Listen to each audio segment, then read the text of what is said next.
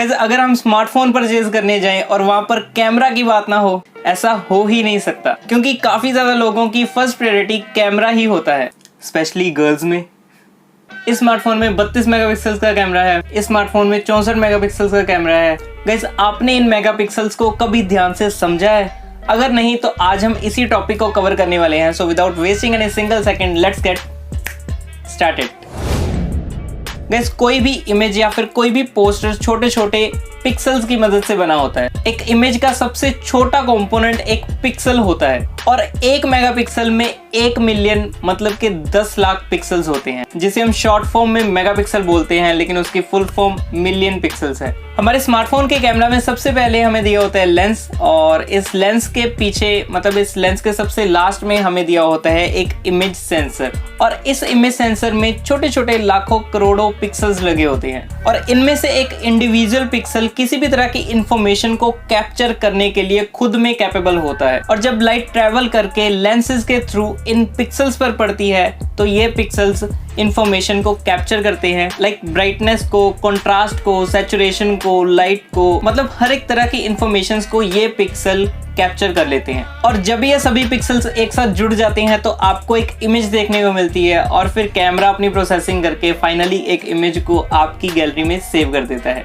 अब जब आप उस इमेज को जूम करोगे तो आपको उतनी ही अच्छी डिटेल्स उस पिक्चर में देखने को मिलेंगी, क्योंकि जितने ज्यादा पिक्सल्स होंगे उतनी ही डिटेल में उन्होंने इंफॉर्मेशन को कैप्चर किया होगा, और जब आप उसे जूम करोगे तो आपको उसमें काफी ज्यादा डिटेल्स देखने को मिलेंगी। लेकिन पिक्सल ज्यादा होने का मतलब ये भी नहीं है कि आपकी पिक्चर क्वालिटी हमेशा ही बढ़िया रहेगी, क्योंकि अगर आपका पिक्सल साइज बड़ा है और सेंसर साइज भी बड़ा है और अच्छे लेंसेज का यूज किया गया है तो कम मेगापिक्सल्स में भी आपको अच्छी इमेज क्वालिटी देखने को मिलेगी। अब ये तो बात होगी पिक्सल की। अब हम 1 मेगापिक्सल के पिक्सल रेजोल्यूशन को काउंट करते हैं 1152 गुना 864 में, मतलब एक इमेज सेंसर में 1152 पिक्सल्स ऐसे दिए होंगे और 864 पिक्सल्स ऐसे दिए होंगे। अब अगर हम इन दोनों को गुणा करेंगे तो करीबन अप्रोक्सीमेटली यहाँ पर 10 लाख पिक्सल्स निकलेंगे, मतलब 1 मिलियन पिक्सल्स निकलेंगे, जिसे हम 1 मेगापिक्सल कहते हैं। अब ऐसे ही 2 मेगापिक्सल्स में 1600 गुना 12 मतलब के 1600 पिक्सल्स ऐसे दिए होंगे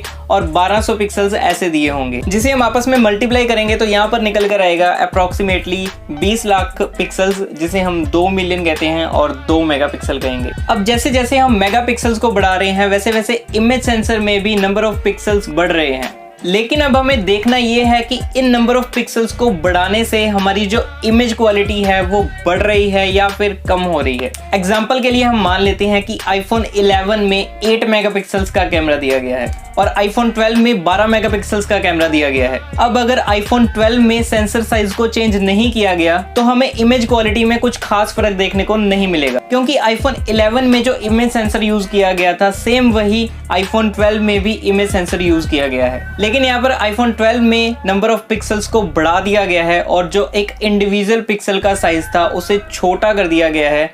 जहां पर 80 लाख पिक्सल्स आने थे वहां पर अब 120 लाख पिक्सल्स को छोटा करके एडजस्ट कर दिया गया है। और जब एक पिक्सल का साइज बड़ा था तो वो ज्यादा इंफॉर्मेशन को कलेक्ट कर सकता था, इसीलिए बाकी स्मार्टफोन्स के 64 मेगापिक्सल 108 मेगापिक्सल्स के कैमरा की क्वालिटी आईफोन के कैमरा की क्वालिटी से अच्छी नहीं होती, क्योंकि वहां पर इमेज सेंसर तो वही होता है लेकिन इंडिविजुअल पिक्सल्स का साइज छोटा कर दिया जाता है और नंबर ऑफ पिक्सल्स को बढ़ा दिया जाता है, और वो इतने अच्छे से इंफॉर्मेशन को कैप्चर या फिर स्टोर नहीं कर पाता। लेकिन अगर हम इन 64 मेगापिक्सल के कैमरे को 32 मेगापिक्सल में कन्वर्ट कर दें तो यहाँ पर 32 मेगापिक्सल के कैमरे की क्वालिटी ज्यादा होगी, क्योंकि यहाँ पर पिक्सल का साइज बड़ा हो गया है और वो ज्यादा इंफॉर्मेशन को कलेक्ट कर लेगा और उतनी ही अच्छी इमेज क्वालिटी हमें देखने को मिलेगी। और गाइस पिक्सल के साथ साथ अपर्चर भी काफी ज्यादा इंपॉर्टेंट रोल प्ले करता है एक अच्छी इमेज क्वालिटी के लिए। तो आई होप कि एक स्मार्टफोन परचेज करते टाइम आप इन सभी बातों का ध्यान जरूर रखोगे, और अगर वीडियो से कुछ भी सीखने को मिला हो तो वीडियो को लाइक एंड शेयर जरूर कर देना और चैनल को सब्सक्राइब करना मत भूलना।